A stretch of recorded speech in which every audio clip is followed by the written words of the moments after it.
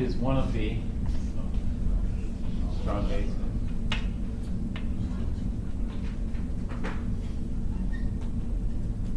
And so amide is a very powerful base.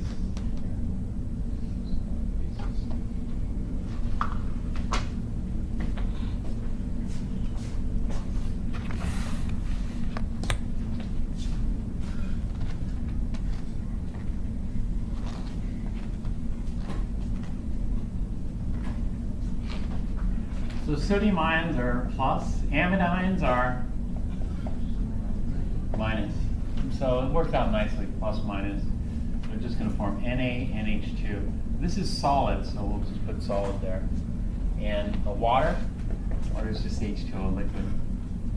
Here. Now, what do you know about sodium salts? All sodium salts are soluble. And so if I have a sodium salt here, it's going to dissolve in water, right? And if it dissolves in water, what's going to happen? Is this a molecular structure or lattice structure? Lattice. And what's going to happen to the lattice? Lattice is going to be pulled apart by the water. And so lattice gets pulled apart, then that means we're going to form sodium ions, AQ, and amide ions, AQ. So we could say this. Because immediately this is not going to stay solid. There's water around, so it should dissolve. Sodium salts should dissolve, right? And so this is why I'm going to write sodium and amide, AQ. But there is a reason I wrote solid there. Let's think about it. Does this look like a metathesis reaction to you? Here? No. It's not a metathesis reaction. If it's not a metathesis reaction, what you would look for next? Acid base. So let's do acid base. Sodium ions? Neutral. Amide. Amide is a strong base. It doesn't occur on the acid side. Water. Acid base. And so the strongest acid is water, and the strongest base is amide. And so what does this form?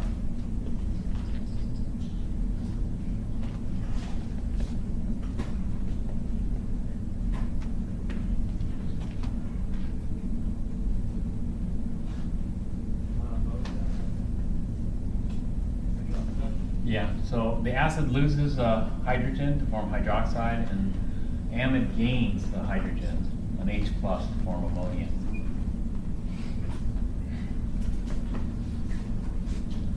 Both of these are amphoteric. Hydroxide and ammonia are both amphoteric. And they both have a bias. You know. But in this case, we just look, which of these species lost the hydrogen? Hydroxide lost a hydrogen? Actually, it's got to be ammonia that loses the hydrogen because it goes from 3 hydrogens to 2 hydrogens. So, but the hydroxide actually gained a hydrogen because it went from 1 hydrogen to 2 hydrogens here. So this has got to be the base. All right, so we'll take a look at the chart. Here we can look at the acids and the bases. Now we compare the acids, ammonia versus water. Which one's a stronger acid, ammonia or water? Water is a stronger acid.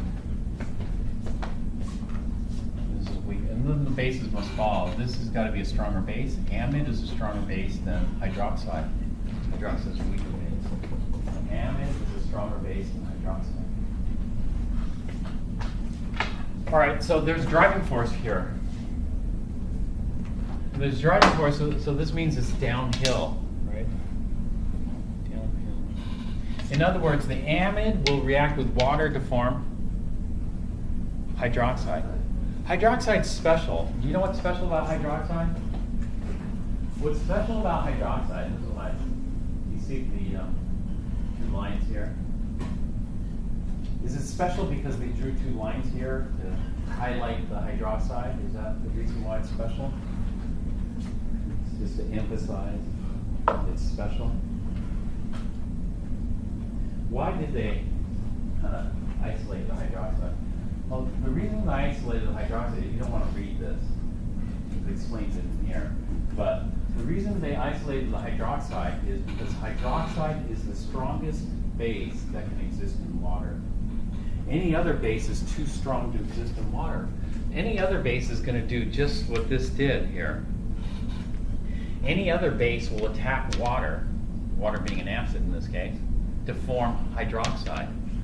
And so all these strong bases here will pluck a hydrogen off will pluck a hydrogen off water to form, and there's going to be driving force.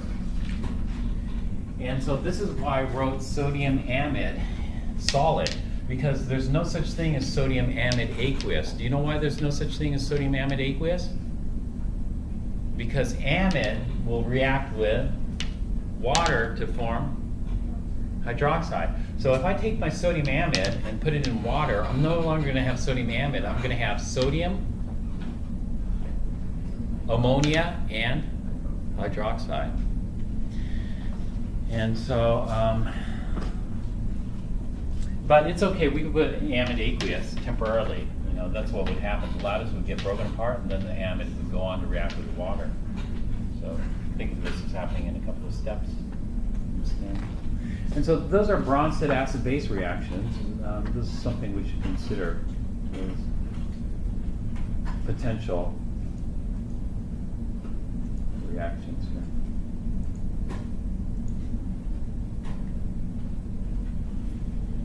All right, this PowerPoint was made for Chem 1A, Chem 1B. And so this stuff we are going to skip. This talks about structure and acidity. We're going to skip it for right now. We really haven't gotten any structure. We're also going to skip Lewis acids, Lewis bases for right now, because we need also to know the structure of these molecules here, which we'll talk about later.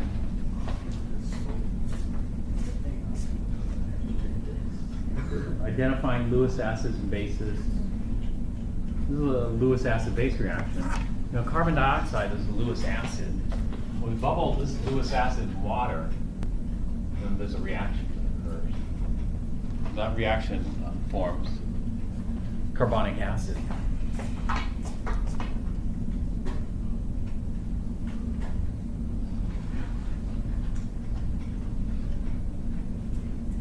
That's kind of chapter 8, the metathesis in chapter 8. What we're going to do is we're going to jump to chapter 9, and we're going to look at the metathesis reactions in chapter 9 right now.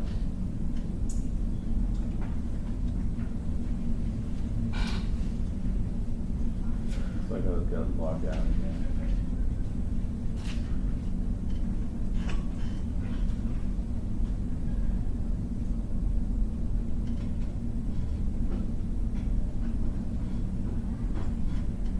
We're going to go to chapter 9 and then look at the metathesis reactions. Chapter 9. Except, well, we're going to do these with a little bit more detail. And we're going to look at, the species involved in the reaction. And so in chapter 9, we're going to consider the what we call the CE, IE, and NIE. So I'll explain what those mean in a minute. So let's take a look at number 29 there. Can you tell me what the name for the first compound is? Lead, 2 nitrate. Yeah, so we have lead. Is it lead space Roman numeral 2 or lead no space Roman numeral 2? Did I put a space there or no space? No space. No space. This is one word. Lead 2 nitrate. Lead 2 nitrate. PbNO3. 2.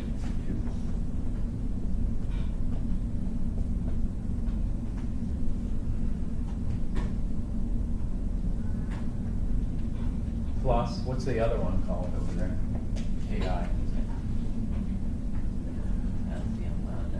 Potassium iodide.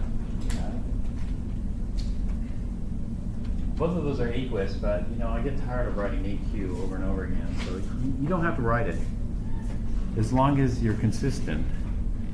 So either write all of them or don't write any of them.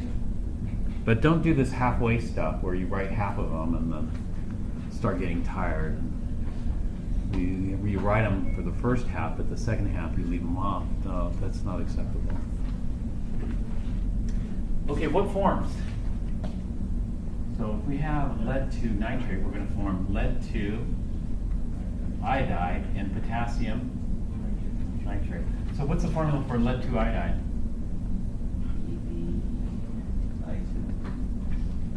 And potassium nitrate? Okay, we'll balance this if there's a driving force. And so let's take a look. Is there a driving force for this reaction?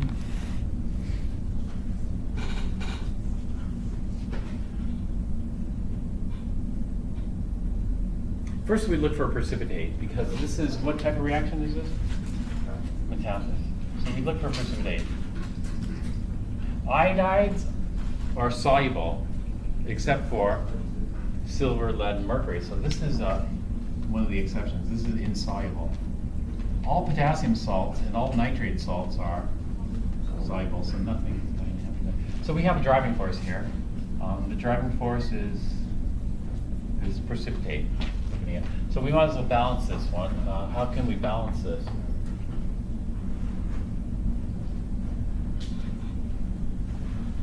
I got 1 lead, 2 nitrates, 1 lead, 1 nitrate. So I'm going to put 2 here. That gives me 2 nitrates. And that's going to give me 2 potassiums, but I need 2 iodides, so I'm going to need 2 here. So it's balanced. Okay, this is chapter 8. In chapter 9, we're going to add a little bit more to this. In chapter 9, we're going to do this. This is what we call the CE. And the CE is I guess, the complete equation, or I think it's also called the conventional equation. This is chapter 8. In chapter 9, what we're going to do is we're going to look at the major species. We're going to do the inventory. And so here, we're going to generate the IE. The IE is just going to list the major species. So if I have lead 2 nitrate in water, do I expect to find crystals of lead 2 nitrate, molecules of lead 2 nitrate, or ions? Lead 2 nitrate. Well, what type of structure? Lead 2 nitrate, what does that form? A lattice or molecules? Lattice. And what happens to that lattice if we dissolve it in water? It breaks apart into what? Ions. And so it's going to, the waters are going to come and pull off the lead ions. They're also going to pull off the nitrate ions. But you know what? I just balance this. And I don't want to mess up the balance. If I don't want to mess up the balance, how many nitrates do I need to put here? 2. So got to make sure. When I just do a straight inventory and I'm looking for reactivity, then I don't bother balancing it. But, since this is already balanced, let's not ruin it. And so, lead 2 nitrate in solution consists of lead ions and nitrate ions. These are the major species. I don't expect to find any crystals in there. I don't expect to find any lattice. I don't expect to find any molecules. I just expect to find a solution of ions. How about potassium iodide? Does it break apart into the ions, or does it stay together? It breaks apart.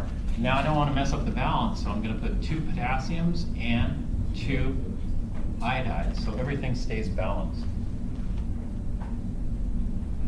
How about lead 2 iodide? Is water going to go in there and tear apart the crystal? Or crystals? Why not?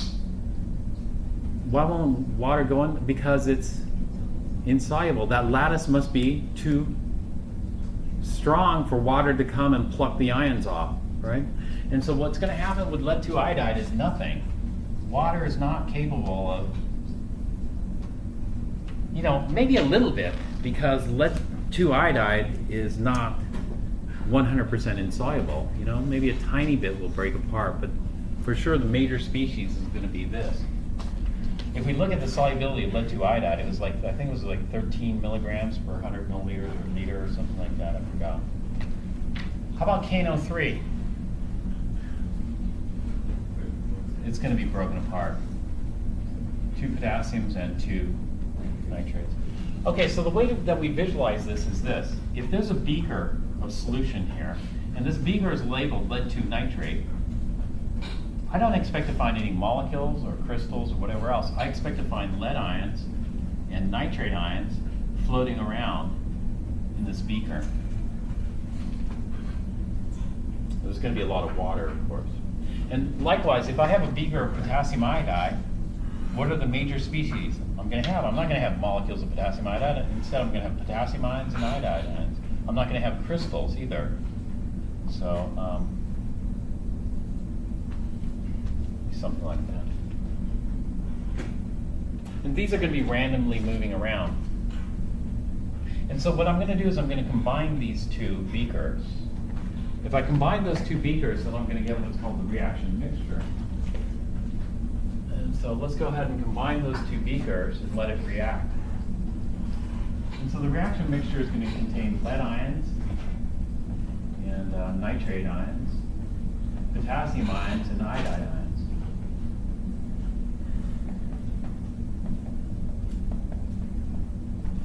And can you see which ions like each other?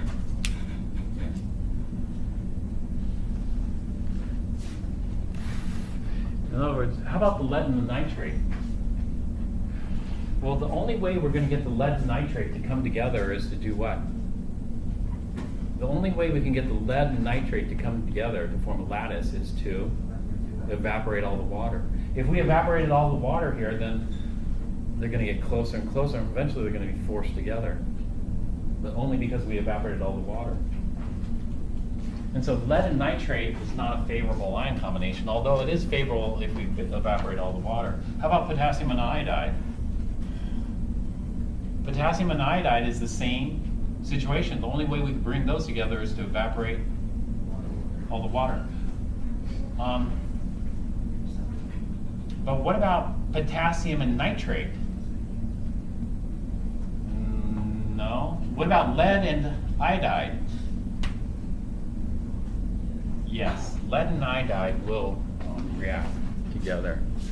And so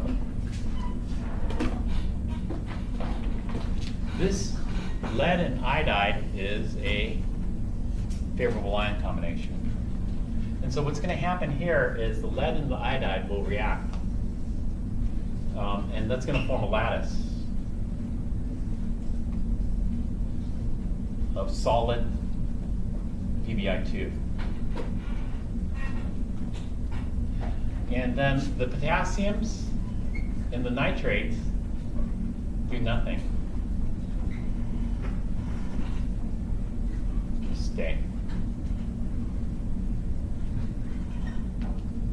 And so this is what we get. We get our solid lattice, that is crystal or precipitated lead-2 iodide, and we still have the potassium and nitrate suspended in the solution. So what is the favorable ion combination here? The favorable ion combination is lead likes iodide. Lead likes iodide.